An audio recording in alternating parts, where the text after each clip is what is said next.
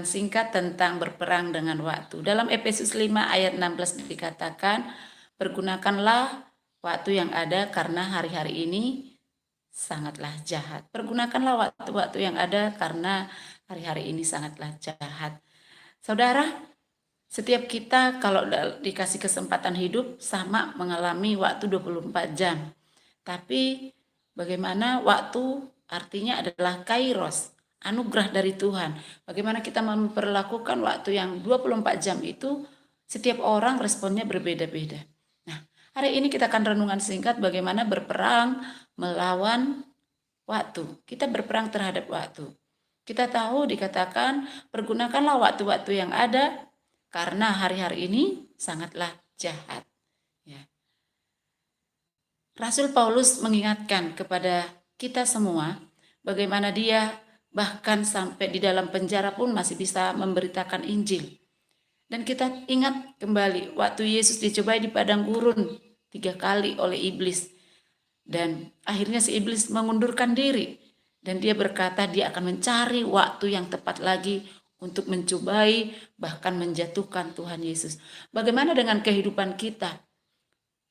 Kita tahu kita hidup di dalam dunia ini ada daging, ada roh, ya. Kita hidup dalam dunia yang juga diperhadapkan dengan hal-hal yang jasmania, dengan kedagingan.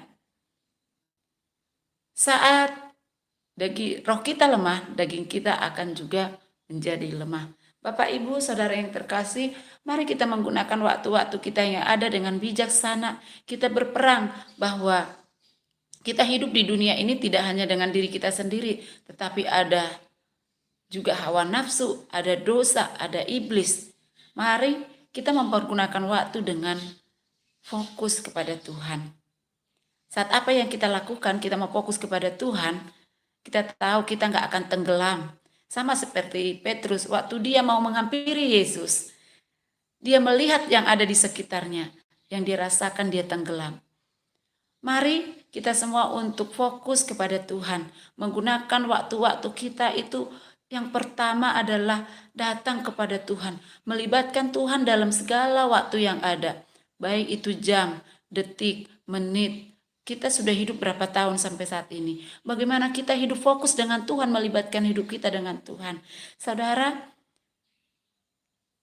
setiap bangun pagi hari, apa yang sudah kita lakukan? Baiklah kita datang kepada Tuhan dengan bersyukur, dengan melibatkan Tuhan, dengan memuji Tuhan, berdoa terlebih dahulu.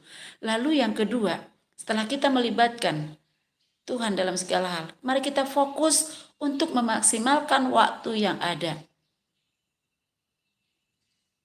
Sama 24 jam yang kita peroleh, tetapi bagaimana kita memaksimalkan hidup ini?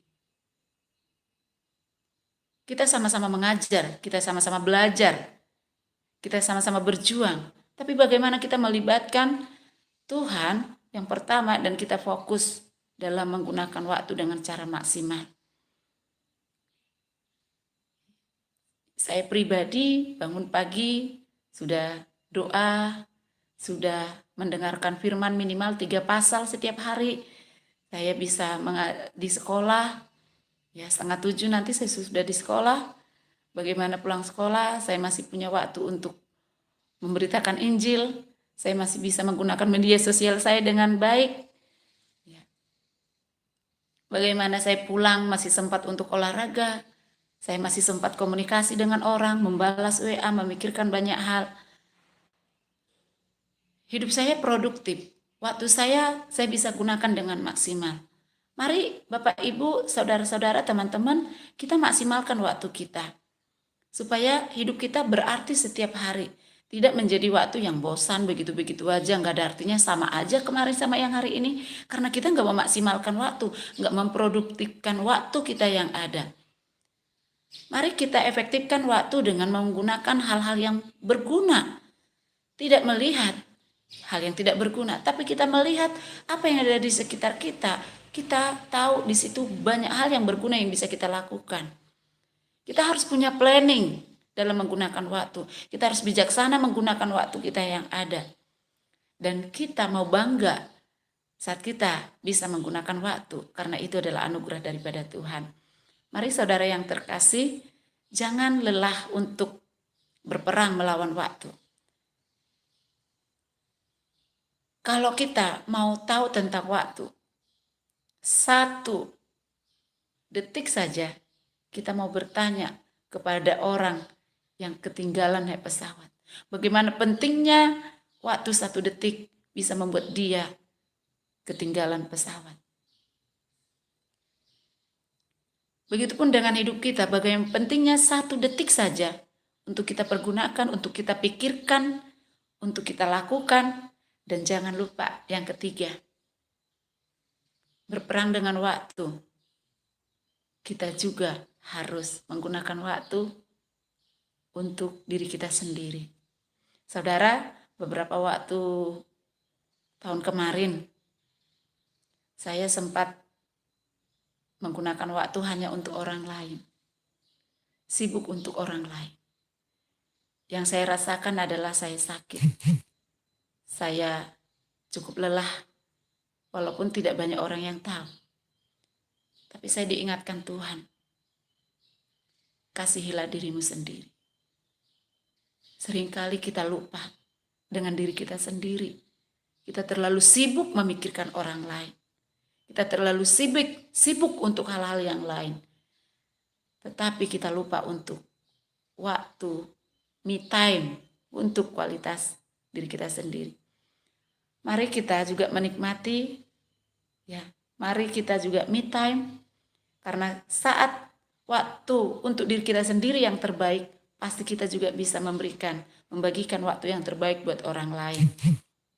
Saat kita bisa mengasihi diri kita sendiri, kita sehat, kita positif, kita produktif, itu juga yang akan bisa kita bagikan buat orang lain. Terima kasih saudara, tetap semangat menggunakan waktu. Fokus terhadap Tuhan, fokus memaksimalkan waktu, dan fokuslah untuk menggunakan kualitas waktu yang terbaik buat diri kita sendiri. Mari kita bersyukur untuk waktu yang ada. Hari-hari ini kita gunakan waktu kita untuk memuliakan Tuhan, bermanfaat buat orang lain, dan juga bisa kita nikmati. Kiranya Tuhan Yesus memberkati kita semua. Terima kasih saudara yang terkasih sudah join di YouTube Tiwa Marbun. Kiranya Tuhan memberkati. Tetap semangat, sukacita, percayalah bersama dengan Tuhan waktu yang ada kita akan disertai. Shalom.